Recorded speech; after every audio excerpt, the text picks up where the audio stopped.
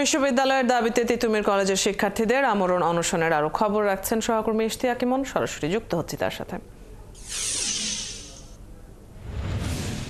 ইমন, শিক্ষার্থীদের আন্দোলন এখনো চলছে, আমরা যেমনটি জানছিলাম খবরে। অনশনের সবশেষ কি পরিস্থিতি দেখছেন, কি বলছেন এখন তারা?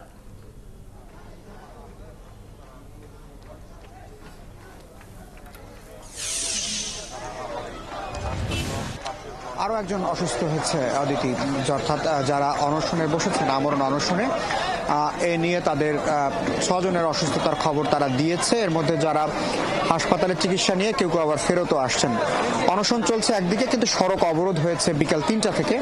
এখনো সেই সড়ক অবরোধ রয়েছে। কিছুক্ষণ আগে একটি বিক্ষোভ মিছিল হয়েছে। সেই বিক্ষোভ মিছিল মহাখালীর যে একেবারে আমতলী মোড় অর্থাৎ মূল সড়ক বিশ্ব রোড, সেই রোড প্রদক্ষিণ করে এখন আবার তারা ঠিক তিতুমির কলেজের সামনে যে সড়কটি রয়েছে অর্থাৎ গুলশান যাওয়ার যে পথটি রয়েছে সেটি পুরোপুরি বন্ধ করে বসে আছে এবং বিকাল 3টা থেকে এটি বন্ধ রয়েছে। এবং তারা বলছেন যে অনির্দিষ্টকালের জন্য এটি তারা বন্ধ করেছেন, পর্যায়ক্রমে ধাপে ধাপে এটির পরিধি বাড়বে। অর্থাৎ বিশ্ব রোড অর্থাৎ মহাখালীর যে মূল পয়েন্টটি, মহাখালী বাস স্ট্যান্ড থেকে শুরু করে বিশ্ব রোডের যে চলাচল সেটি তারা বন্ধ করে দিবেন, এরকম কথা তারা বলছেন।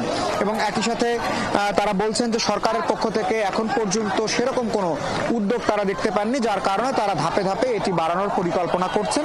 এবং অন্যান্য বিশ্ববিদ্যালয়, অন্যান্য কলেজ যেগুলো রয়েছে সেগুলো তাদের এই দাবির সাথে একাত্মতা প্রকাশ করে তারাও স্বতন্ত্র বিশ্ববিদ্যালয় চাইতে পারে, এরকম একটি জায়গা থেকেই আসলে সরকারের পক্ষ থেকে তাদের এই দাবিকে মেনে নেওয়া হচ্ছে না, এরকম যুক্তি তারা তুলে ধরছেন।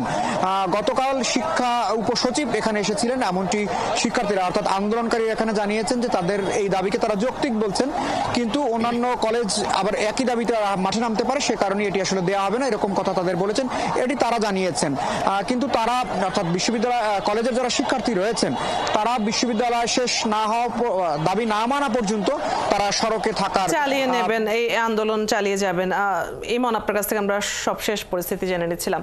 দর্শক, তিতুমির কলেজের শিক্ষার্থীদের আন্দোলনের খবর নিয়ে সহকর্মী ইশতিয়াক ইমন যুক্ত ছিলেন এতক্ষণ।